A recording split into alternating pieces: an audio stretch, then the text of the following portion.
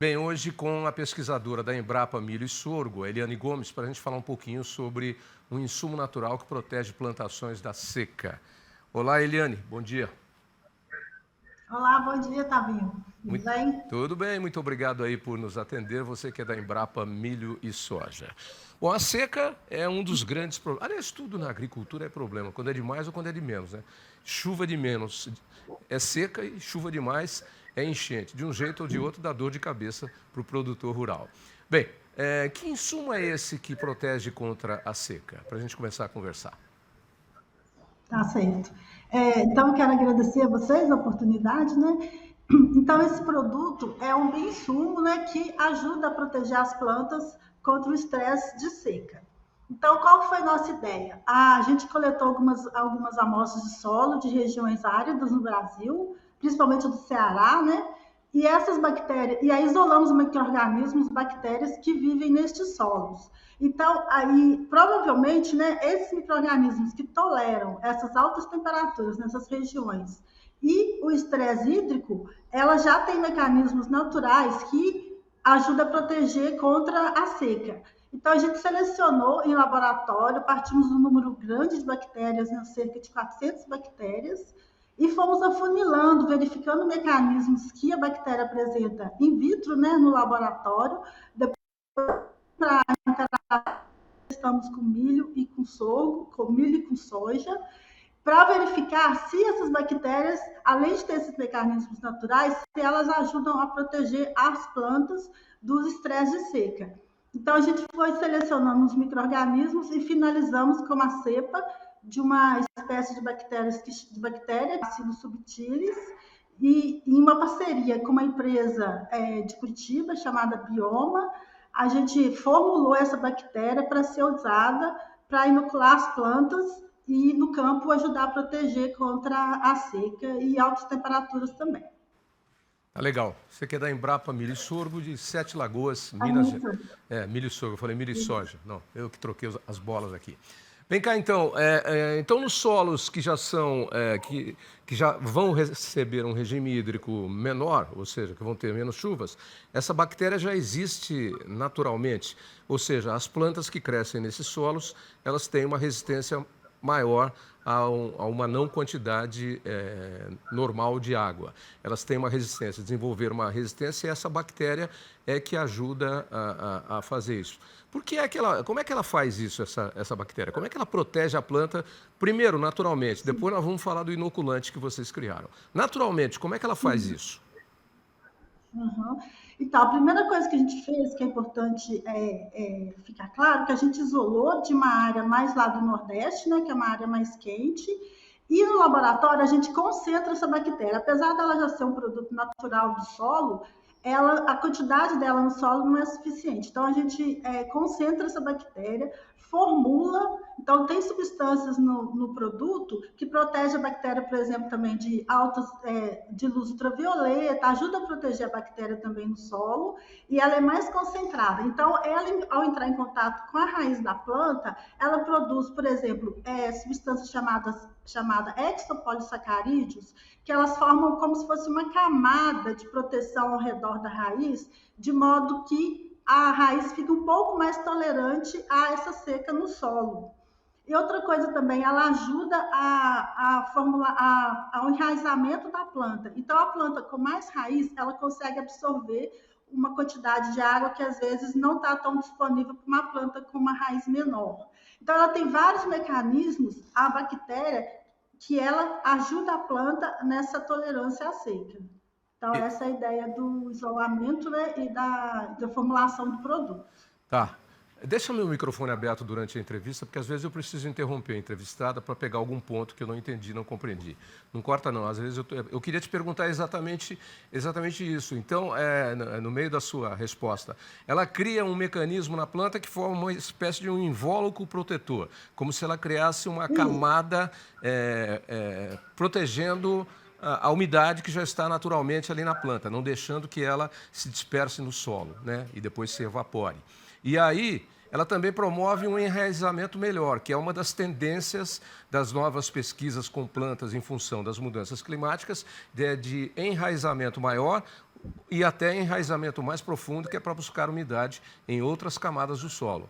É isso, esse é o processo. Isso, aham. E nesse processo de maior raiz, maior enraizamento, além dela absorver mais água, ela consegue também trazer mais nutrientes. Então, por exemplo, o fósforo, que é um nutriente pouco móvel no solo, então o fósforo não chega até a planta. Então, a planta com uma raiz melhor, maior, ela consegue chegar até esse nutriente e aumentar a absorção desse nutriente também. Tá. Então, são diferentes mecanismos aí que ajudam a planta. E quando vocês descobriram essa bactéria, vocês isolaram essa bactéria e aí vocês criaram um inoculante. Quando isso é colocado nas sementes das plantas, o inoculante? Isso.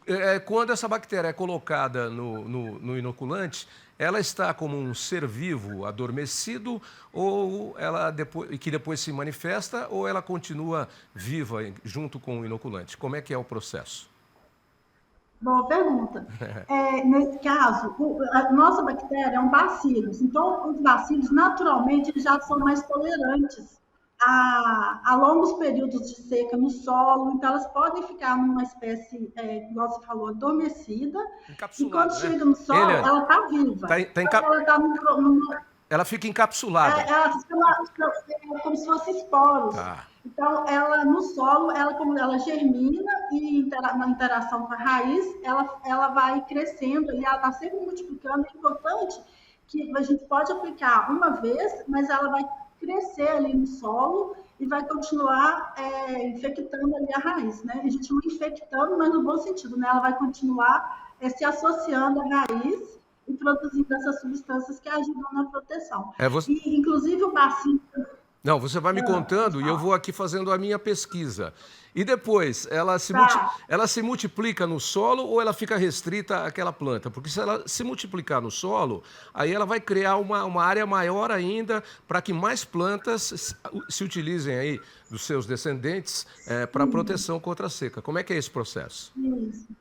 Mas, na verdade, é uma troca. A bactéria é como se ela ajudasse a planta, mas a bactéria também precisa de alguns nutrientes que a própria raiz da planta exuda, como carboidratos, como se fosse um alimento para a bactéria. Então, ela vai viver, ela vai crescer mais na região da raiz mesmo, que a gente chama de rizosfera, que é uma região mais próxima da raiz. Tá. E outra coisa que eu ia falar também da importância do bacilo, de ter esse esporo de resistência, que a gente chama de meia-vida do produto. Então, o produto, o bioinsumo, ele vai ter uma meia-vida maior, a gente chama meia-vida de prateleira, né? Uhum. Então, a gente vai conseguir, por exemplo, produzir numa região e ele vai conseguir chegar no agricultor que está lá no centro-oeste, por exemplo, sem morrer, né? Então, a bactéria vai ter uma meia-vida, o produto vai ter uma meia-vida de prateleira maior. Então, essa é a importância também de a gente usar esses bacilos. Isso, você já meio que respondeu a pergunta que eu ia te fazer, seguinte, que ela é desenvolvida porque ela vem de uma região de seca para plantas em áreas secas, culturas em áreas secas. Mas se ela for utilizada numa área, e você citou o Centro-Oeste, onde o regime de chuvas é praticamente normal, ou seja, não tem problema de seca, ela ajuda mais a planta ainda a se desenvolver melhor? Sim. Ah, tá, é isso que eu queria saber. Pode explicar agora para a gente. Ótima pergunta também. Então, nos nossos testes, nos experimentos, elas foram boas tanto em áreas secas quanto em áreas já irrigadas. Então, em áreas irrigadas, essa questão de aumentar a absorção de nutrientes, de produzir substâncias também como sideróforos, que são substâncias que ajudam a absorção de ferro. Então, ela funcionou bem tanto em áreas irrigadas quanto em áreas secas. Então, essa foi uma outra questão importante também, né? Que a gente fala como se fosse um seguro para o agricultor, né? Ele inoculou, ele usou a bactéria, então se tiver chuva, ela vai funcionar bem, não vai ter problema nenhum, e se tiver seca, ela vai ajudar também nessa questão da seca. Eliane, desculpe, é mais ou menos aquela regra da vida, né? O que vai bem na coisa ruim, o que é bom para consertar a coisa ruim, se você der condições ideais, vai melhor ainda, né? Vai melhor ainda, exatamente, os resultados são melhores ainda. Que Eu bom. queria chamar a atenção também da importância dessa parceria que a gente fez, que é a parceria público-privada, né, com uma empresa privada, porque Claro. a Embrapa, a gente faz a pesquisa, só que não é nosso objetivo, né, produzir em grande escala, né, então a gente tem essa parceria com a empresa Bioma, que ela tem aqueles grandes fermentadores e vai chegar, ela tem uma capilaridade maior para chegar lá, né, no produtor, que é o nosso consumidor final, né, digamos Exatamente. assim. Eu acho legal isso. A pesquisa faz o trabalho de desenvolvimento dos produtos e depois cede patentes e comercializa isso, ganhando royalties, para que essa remuneração incentive mais ainda outras pesquisas. E aí, quem tem a expertise de mercado para fazer as vendas e contatos, etc. e tal, é que vai colocar o produto no mercado. Então, ela já está disponível e eu sei que vai interessar a muita gente aí, porque esse trabalho contra as dificuldades que a gente está tendo aí com relação às plantas por conta das mudanças climáticas é um negócio muito sério e toda novidade é sempre bem-vinda.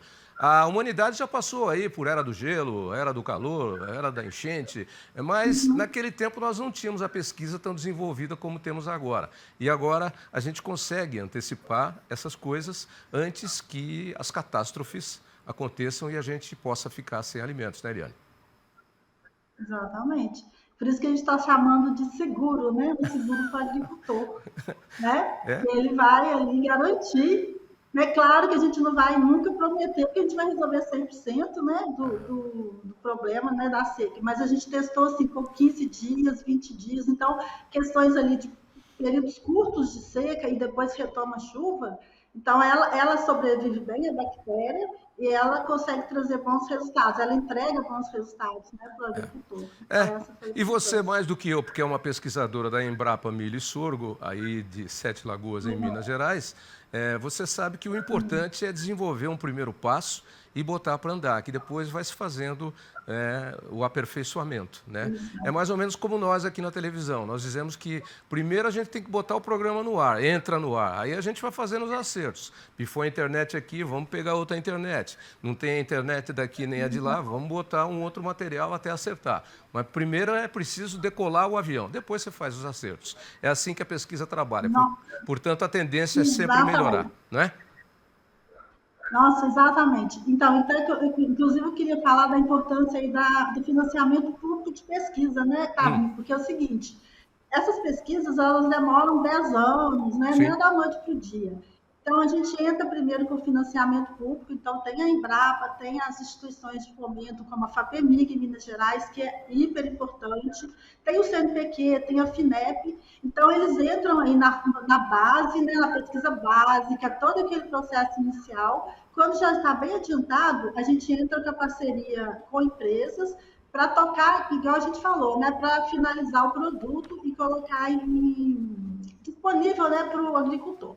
E importante também essa questão da empresa, exatamente isso, né, de colocar isso em contato com o produtor e produção em larga escala. Legal. Então, hoje em dia está funcionando muito bem a parceria público-privada. Ah, uma coisa que eu estava esquecendo, Pode ir. importante, agora, com os royalties, a Embrapa está discutindo com o governo federal a volta de uma parte desses royalties para refinanciar a pesquisa. Uhum. Porque até hoje esses royalties vão para o GRU e voltam para o governo federal. Então está sendo negociada essa questão de uma parte que seja 10%, 5% dos royalties voltar para a pesquisa e para continuar tocando o processo. Então vai né, tudo de bom, tanto para o agricultor, quanto para o pesquisador, quanto para as empresas. Né? Isso, olha, Então é essa a ideia. isso que você falou é muito importante e a gente torce para que isso realmente aconteça. Porque nas grandes empresas e grandes grupos sérios do mundo, boa parte, às vezes, do que é arrecadado de lucro com a venda de produtos, boa parte disso é retornado para a pesquisa, para o desenvolvimento e a evolução. E aí tem empresas que usam 5% do que sobrou, tem empresa que usa 10%, tem empresa que usa 20%, usa 30%, mas quanto mais a empresa usa para o desenvolvimento de novas pesquisas, mais ela evolui e mais ela coloca novos produtos no mercado e mais ela cresce o capital dela. Não é diferente para vocês, pesquisadores. Portanto, a gente torce e eu vou adotar isso aqui como... Viu, a Malu é a minha produtora que fica ali. Vamos atrás disso, tá? Porque isso é importante. É isso que a gente quer. A gente quer que os governos trabalhem como, desculpa aqui, eu vou fazer o meu discurso como jornalista e economista e filósofo e orientador da opinião pública e crítico, principalmente, de coisas erradas. O que a gente quer é que os governos funcionem como a iniciativa privada, quando a iniciativa privada funciona corretamente. Porque quando ela funciona errado, como vários casos que a gente denuncia de vez em quando, é caso de polícia. Mas quando ela funciona certo, o governo não tem que arrecadar e ficar com aquilo tudo guardado lá com os bolsos cheios. Tem que retomar o dinheiro, ou pelo menos parte disso de volta, para que o processo evolutivo continue. É assim que a vida segue. Governantes, não só do Brasil, mas do mundo inteiro. Vocês têm uma mania de pegar e botar no bolso e usar aonde quer que querem colocar. E muitas das vezes indevidamente, sem promover o desenvolvimento social, econômico e etc, e tal. Então, nós vamos adotar isso como bandeira e tomara que isso se concretize. Porque quem arrecada tem a obrigação de botar um pouco de volta para que o trabalho não cesse e que a gente não ande para trás, que a gente continue andando para frente. Desculpa falar, mas eu tenho que falar. Eu tenho que aproveitar o espaço que eu tenho aqui para puxar a orelha, senão... Olha, muito legal a nossa conversa e para quem quiser saber mais sobre o assunto, na parte técnica e de pesquisa e desenvolvimento, é com vocês da Embrapa ou já ir direto ao produto que está no mercado desenvolvido. Deixa um endereço para a gente, por favor, de internet. Tá. O site da Embrapa Milissoco, né? Isso. O nome do produto é Hidratos, então é um nome que já, né, remete à água, né? Então é um nome, achei que ficou bem interessante também. É Hidratos com Y, né? H-I-D-R-A-T... H-I. H-Y... D-R-A... H-Y-D-R-A-T-U-S. Ok, pessoal. Vamos atrás aí do Hidratos, que é o seguro aí contra a seca, como disse a Eliane, hein? Muito obrigado pela participação. Uma ótima quarta-feira para você. Obrigada, eu que agradeço pelo espaço. Boa tarde. Tchau.